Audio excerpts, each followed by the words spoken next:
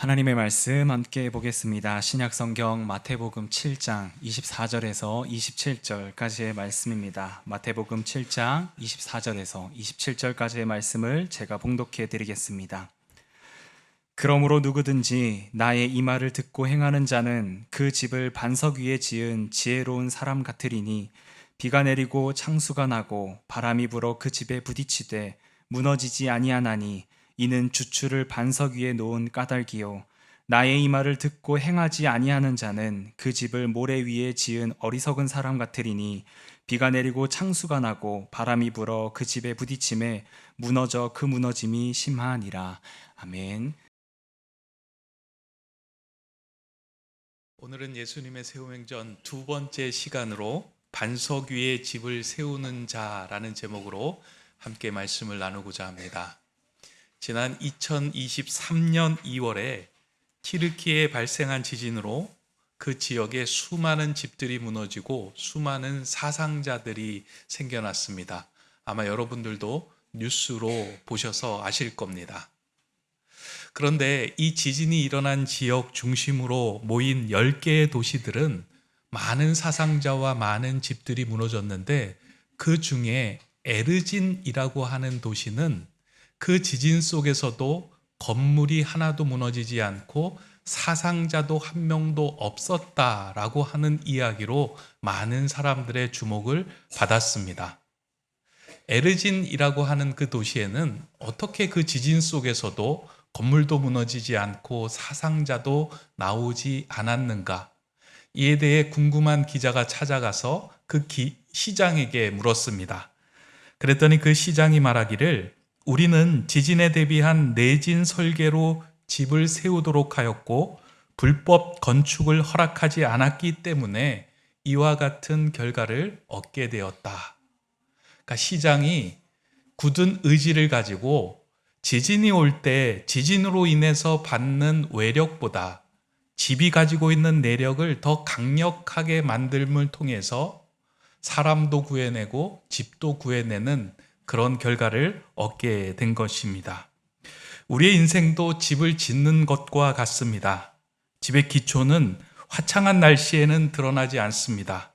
반석 위에 지은 집이나 모래 위에 지은 집이나 모두 같아 보입니다. 오히려 모래 위에 지은 집이 더 효율성도 있고 가성비까지 좋아 보입니다. 반석 위에 집을 지을 때는 시간이 오래 걸리지만 모래 위에 집을 지을 때는 빠른 시간 안에 그리고 훨씬 더 수월하게 집을 지을 수 있습니다. 세상의 시각으로 볼 때 화창한 날씨의 입장에서 볼 때는 모래 위에 집을 짓는 것이 훨씬 더 지혜로워 보입니다. 그런데 비바람이 불어오게 되면 이 두 집의 차이가 극명하게 나타나게 됩니다. 반석 위에 세운 집은 안전한 보금자리가 되는 반면에 모래 위에 세운 집은 무너져서 그 안에 들어있는 사람까지 다치게 합니다. 예수님은 오늘 본문에서 이 두 건축자의 비유를 말씀하시면서 우리는 인생의 집의 기초를 건축하는 사람들인데 모래가 아닌 반석 위에 집을 짓는 사람이 되라 라고 권면하십니다. 예수님의 이 말씀은 마태복음 5장에서 7장까지 이어지는 산상설교의 본론에 해당되는 부분입니다. 그러니까 제자들이 그리고 사람들이 예수님에게 말씀을 들으러 나왔을 때 5장부터 7장까지 예수님께서 이 땅에서 제자로 살아가는 삶, 이 땅에서 어떻게 하나님의 나라를 이루어가며 살 수 있는지를 말씀하고 난 후에 그곳에 모인 사람들에게 이야기를 합니다. 내가 전한 이 말을 듣고 이 말씀대로 살아가는 사람, 이 말씀의 기초를 두는 사람은 반석 위에 집을 짓는 사람과 같다. 이 말씀을 흘려보내지 않고 반드시 이 말씀으로 너희의 인생에 집을 지으라 라고 말씀하신 것입니다. 말씀이 끝나는 자리에 이 두 부류로 나눠서 설명하신 이유는 예수님께서 이 말씀을 들으러 나온 사람들이 두 부류가 됨을 미리 알고 계셨기 때문입니다. 마태복음 5장 1절에 보면 예수님의 말씀을 들으러 나온 사람들을 두 부류로 이렇게 구분하고 말씀하고 있습니다. 예수께서 무리를 보시고 산에 올라가 앉으시니 제자들이 나온지라. 말씀을 들으러 나온 사람들 중에는 무리가 있고 그 말씀 안에서 제자가 되는 사람이 있음을 예수님은 우리에게 보여주고 말씀하고 있습니다. 그런데 이 무리와 제자들은 말씀을 듣는 자리에서는 구분이 되지 않습니다. 마치 반석 위에 지은 집과 모래 위에 지은 집이 외형상으로 전혀 구분이 안 되는 것과 동일합니다. 우린 반석 위에 지은 집이 더 화려하고 견고하고 멋있어 보일 것이다 라고 생각을 하는데요. 성경에는 그런 내용이 없습니다. 반석 위에 지은 집이나 모래 위에 지은 집이나 외형적으로는 동일합니다. 다른 것 하나가 있다면 그 기초가 어디에 세워져 있는지 이것을 구분하여 나타내는 말씀입니다. 이는 교회 안에 있는 성도들도 그 사람이 어떠한 믿음 위에 서 있는지를 구분할 수 없는 것과 같습니다. 지금 같이 예배를 드리고 있지만 제가 이 자리에서 설교를 하고 있지만 여러분들이 어떤 믿음 하에 지금 이 자리에서 예배 드리는지 저는 잘 구분할 수 없습니다. 여러분들이 제자의 삶을 살아가는지 무리의 삶을 살아가는지 그리고 비바람이 왔을 때 흔들리는 모래 위에 집을 지은 사람으로 살아가는지 반석 위에 집을 지은 사람인지 구분이 되지 않습니다. 오히려 제 눈에는 어떠한 사람이 더 열정적으로 보이고 더 하나님과 가까워 보일 수도 있습니다. 모래 위에 집을 지은 사람임에도 불구하고 저는 그렇게 볼 수 있습니다. 그러나 오늘 본문이 한 가지 분명하게 우리에게 알려주는 것은 우리의 눈으로 구분이 되지 않지만 분명히 구분되는 시점이 있다라고 이야기합니다. 그것은 비바람이 불어와 홍수가 불어와 집을 부딪히게 할 때 그 기초가 무엇인지 드러나게 된다라는 것입니다. 다른 말로 우리 인생에 환난을 당하고 어려움을 당할 때 그 사람이 어떻게 대처하느냐, 어떠한 마음가짐을 갖느냐에 따라서 그 사람의 기초가 어디에 있는지를 분명하게 알 수 있다라는 것입니다. 저는 이 말씀을 들을 때 이전에는 조금 섭섭한 부분 그리고 아쉬운 부분이 좀 있다라는 생각을 한 적이 있습니다. 왜냐하면 우리가 예수 그리스도를 믿는데 왜 세상의 비바람에 그렇게 노출되어야 하는가? 예수님을 믿으면 예수님의 크신 팔로 크신 손으로 좀 장중에 감싸주셔서 비바람이 지나가게 하시고 홍수로부터 보호해 주시면 얼마나 좋을까? 그래야지 예수 그리스도를 믿는 마음, 맛도 있고 또 그렇게 예수 그리스도를 믿음으로 복도 누리는 것 같은데 그 인생의 비바람, 홍수를 그대로 맞는다면 예수 믿는 것이 어떠한 의미가 있을까 하는 생각을 했습니다. 근데 성경은 예수님은 예수를 아무리 열심히 믿는다라고 해도 그러한 비바람에서 제외될 것이다 라고 하신 말씀을 한 번도 하지 않으셨습니다.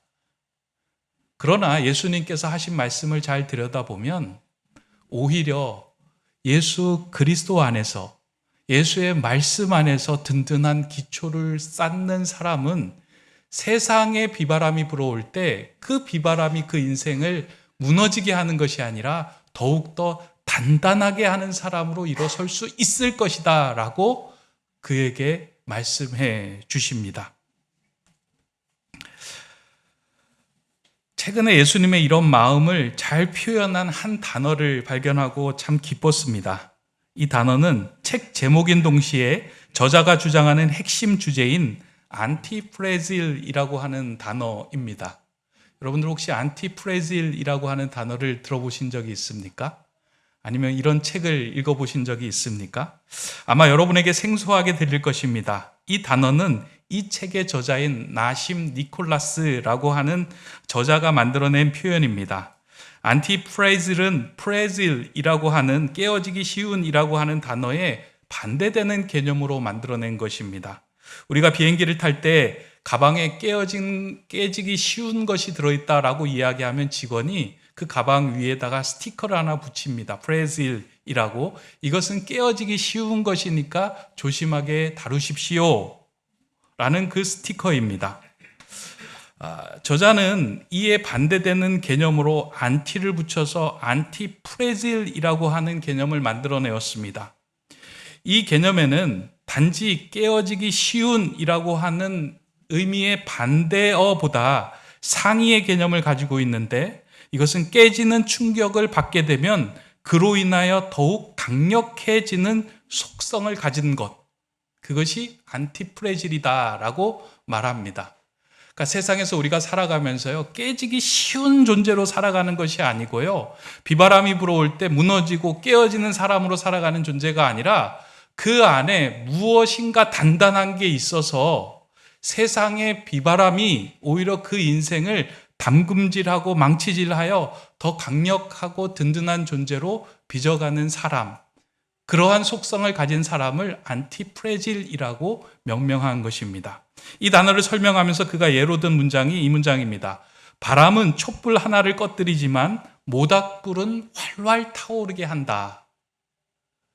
그러니까 바람이 불어올 때 촛불 하나로 서 있는 존재는 그 촛불이 꺼짐을 당하지만, 모닥불로 서 있는 존재는 바람이 불어오면 활활 타오르는 그런 삶을 살아내게 된다라는 것입니다. 인생의 기초를 튼튼하게 세운 존재는 불어오는 비바람에 무너지지 않고 오히려 더 단단해지는 안티프레질의 삶을 살아갈 수 있다.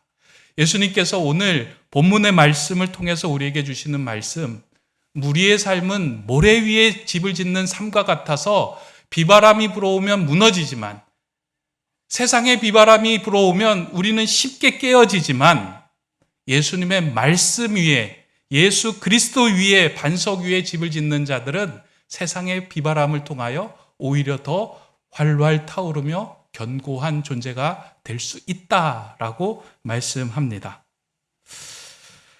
예수님께서 반석 위에 집을 지으라고 하신 이유가 여기에 있습니다.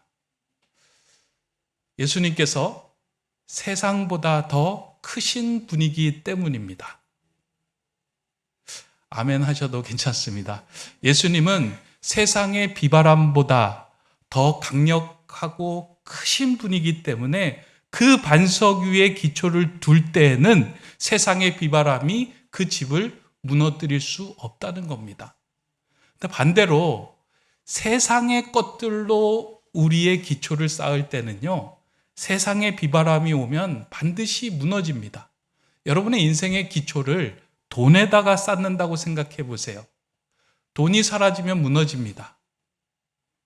여러분의 인생의 기초를 건강에다가 쌓는다라고 생각할 때 건강이 무너지면 그 인생이 무너집니다. 명예도 마찬가지고, 세상에서 모든 것들로 우리의 인생의 기초를 쌓으면 세상이 불어오는 비바람에 우리는 당해낼 재간이 없습니다. 근데 놀라운 건요, 예수 그리스도는 세상보다 크신 분이기 때문에 세상에서 불어오는 비바람, 돈, 건강, 권력, 명예, 세상이 이야기하는 모든 것들로 우리를 심하게 부딪히고 때리게 할지라도 단단하게 서 있을 수 있도록 합니다. 왜냐하면 예수 그리스도가 그 어떤 세상보다 크신 분이기 때문입니다. 오늘 우리가 읽은 본문 마태복음 7장에서 한 장 더 앞으로 나아가면 마태복음 8장이 나오는데요, 그곳에 가면 이러한 이야기가 등장합니다. 하루는 예수님이 제자들과 함께 배를 타고 호수를 건너게 됩니다.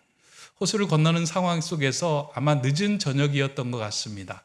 늦은 저녁에 예수님도 피곤하고 제자들도 피곤한 상황에서 예수님은 배 한편에 주무시고 계셨고, 제자들은 모여서 두런두런 이야기를 하고 있는 그때에 호수에서 강력한 물결과 바람이 일어나면서 그 배를 흔들기 시작합니다. 제자들이 두려움과 무서움에 떨게 됩니다. 이러다 우리가 다 죽게 되는 것 아니냐. 이 배가 뒤집히면 이 호수에서 우리는 살아갈 수 없을 것이다 라고 하는 그 두려움과 불안함에 사로잡힙니다. 결국 자는 예수님을 깨워서 이야기합니다. 예수님 무섭습니다. 우리가 다 죽게 되었습니다. 어떻게 합니까? 그때 예수님이 일어나서 제자들을 향하여 이야기합니다. 왜 이렇게 두려워하느냐? 왜 이렇게 불안해하느냐? 믿음이 적은 자들아. 그렇게 이야기를 하고 바람과 바다를 꾸짖어 잔잔하게 하셨다라고 성경은 기록합니다. 인생의 배에 예수님과 함께 거할 때 세상에서 불어오는 바람은 예수 그리스도의 말씀 앞에 무력하게 무너질 수밖에 없음을 보여주는 사건입니다. 저와 여러분은 그 예수 그리스도를 우리의 중심에 모시고 우리의 인생의 배에 함께 동승하고 있는 존재입니다. 그렇기에 우리는 프레질의 삶이 아니라 그 어떤 세상의 비바람에도 무너지지 않는 안티 프레질, 더 단단해지는 그런 내력을 가진 예수님의 제자가 될 수 있는 것입니다. 집을 세우는 건축자들이 기초공사를 할 때 가장 먼저 하는 것이 있다라고 하는 이야기를 들은 적이 있습니다. 이 건물이 외부로부터 얼마나 큰 외력을 받는지를 먼저 계산한다는 겁니다. 기초를 세우면서 이 건물에 가하는 외부의 힘이 얼마인지를 먼저 계산하고 그 집을 짓는다는 거예요. 조금 더 바꾸어서 이야기하면 지진이 일어날 때 이곳에 지진이 얼마의 크기로 올지를 계산하고 그 외부에서 오는 지진의 크기보다 내부의 힘을 더 강력하게 만들면 외부로 오는 힘으로부터 그 건물을 지켜낼 수 있다라는 겁니다. 그래서 외력보다 내력을 더 크게 설계하는 것이 기초공사의 핵심이다라고 말을 합니다. 우리 인생이 세상에서 불어오는 비바람을 이겨내려면 세상의 외력보다 내력이 더 든든해야 합니다. 그러나 조금 전에도 말씀드렸듯이 세상의 것들로 우리의 내력을 든든하게 만들 수는 없습니다.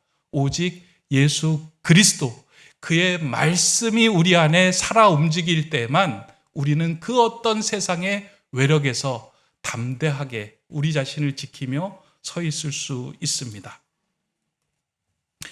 구약 성경에서 이러한 내력을 가지고 있는 인물이 등장합니다. 많은 인물이 등장하는데요. 그 중에서 저는 요셉이라고 하는 인물을 통해서 정말 든든한 내력을 가진 사람이다라는 생각을 많이 하게 됩니다. 요셉의 인생을 들여다보면 사람으로서 당할 수 있는 처참한 꼴은 아마 다 당했던 사람이 요셉이다라고 생각이 듭니다. 형제로부터 외면을 당하고 버림을 받고 그리고 팔린 인생이 요셉 아니겠습니까? 거의 인신매매를 당해서 자신의 나라가 아닌 다른 나라에서 종살이를 하게 된 사람이 요셉입니다. 그리고 그 집에서, 팔려간 집에서 최선을 다해서 열심히 살려고 노력을 했습니다. 어느 순간에 주인으로부터 조금 인정을 받고 그의 삶이 안정되었나 생각될 그 즈음에 모함을 받고 옥에 갇히게 됩니다. 어떻게 안 풀려도 이렇게 안 풀릴 수가 있을까? 어떻게 이렇게 세상에 강력한 비바람을 맞으며 살아갈 수 있는 사람이 있을까?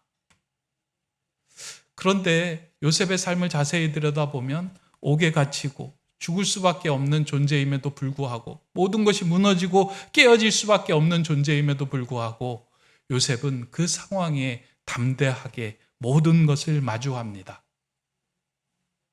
어떻게 요셉은 그렇게 담대할 수 있었을까? 어떻게 요셉은 세상이 불어오는 비바람을 은혜의 담금질로, 하나님의 은혜의 망치질로 생각하며 살아갈 수 있었을까? 그 이유는 요셉이 기초를 둔 것은 세상이 아니었습니다. 하나님의 약속과 하나님이 보여주신 비전에 그의 마음과 기초를 두었습니다. 내가 너와 함께 하겠다. 내가 너를 지키겠다. 내가 너를 통하여 하나님의 일을 이루어 가겠다. 그 말씀에 굳게 서 있었을 때 요셉은 무너지지 않고 그 하나님의 역사를 이루어낼 수 있는 근사한 인물이 되었습니다. 그리고 마지막에 요셉이 형들 앞에서 이렇게 이야기합니다. 당신들은 나를 해하려 하였으나 하나님은 그것을 선으로 바꾸사 오늘과 같이 많은 백성의 생명을 구원하게 하시려 하셨나니 당신들은 나를 해하려 하였지만 선하신 하나님께서 그 모든 것을 선으로 바꾸어 구원의 역사를 이루어가게 하셨다. 하나님은 나를 통하여 하나님의 일을 이루어 가시는 분이다 라고 하는 것을 확실하게 믿고 그 위에 굳건하게 서 있었던 것입니다.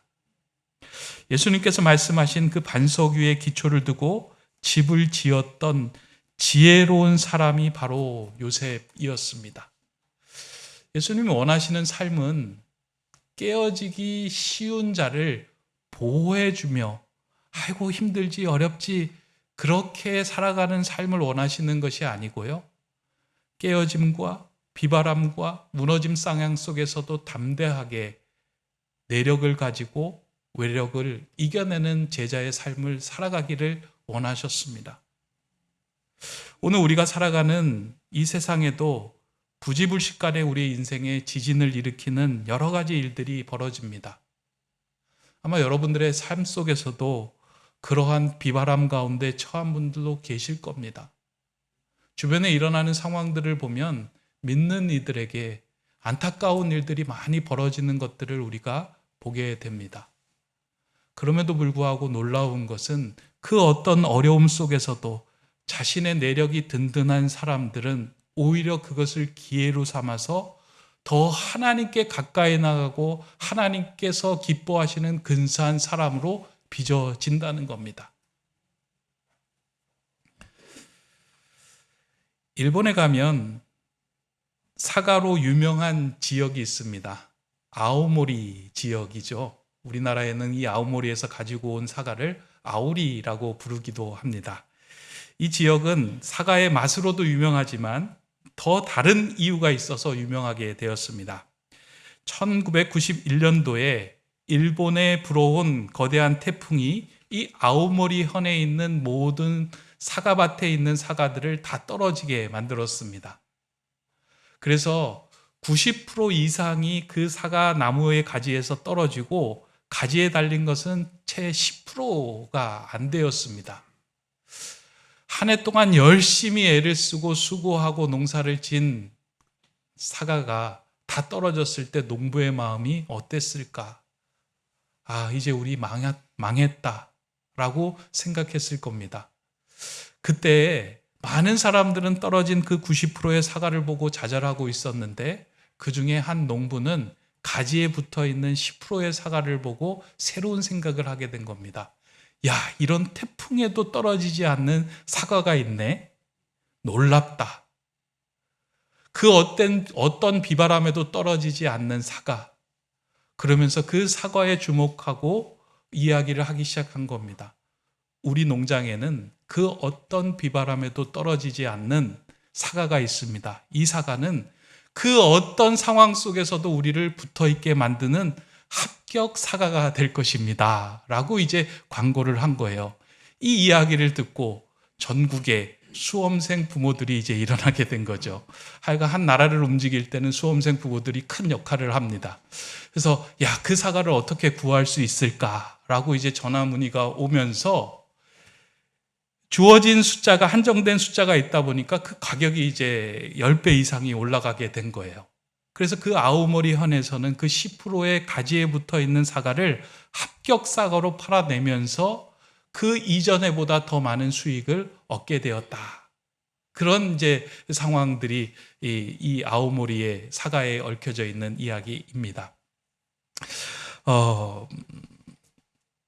인생의 내력이 외력보다 강할 때 비바람을 맞았음에도 불구하고 그 상황을 풀어가는 그 능력이 이렇게 달라지게 됩니다. 모든 사람들은 사실 이 내력을 소유하고 싶어 합니다. 세상에서 불어오는 이 비바람에 우리 인생이 쉽게 떠내려가기를 원하지 않습니다. 그러지 않으신가요? 여러분들이 맞는 비바람에 그냥 둘을 털고 일어나고 싶어 합니다. 근데 많은 사람들은 이 비바람에 자신을 지켜낼 힘을 갖고 있지 않습니다. 왜냐하면 세상의 것들에 모래 위에 우리 기초를 두기 때문입니다.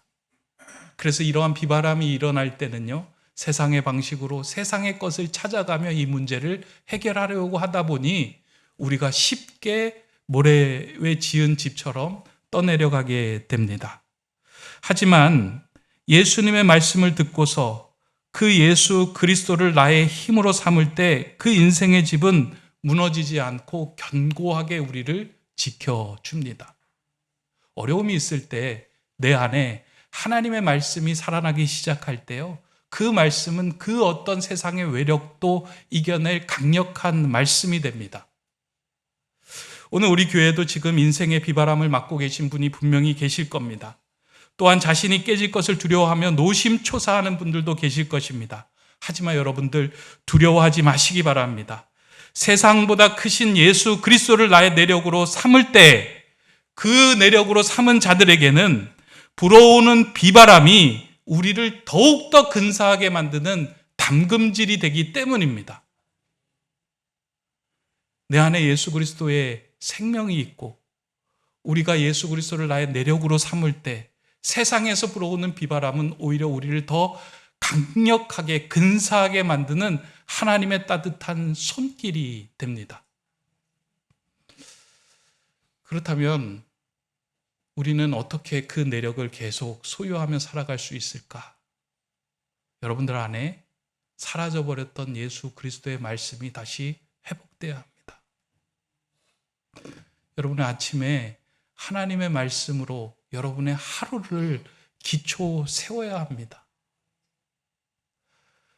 세상의 비바람이 불어올 때 나에게서 꺼내어들 하나님의 말씀의 기초가 없을 때 우리는 쉽게 떠내려갑니다. 여러분 하루를 생각해 보세요. 누군가 여러분을 불편하게 하는 이야기가 들려왔을 때 여러분이 그 이야기에 여러분의 삶을 떠내려 보냅니까? 아니면 그리스도의 말씀의 중심에 서서 그 말씀을 다시금 새로운 시각으로 해석해 나갑니까?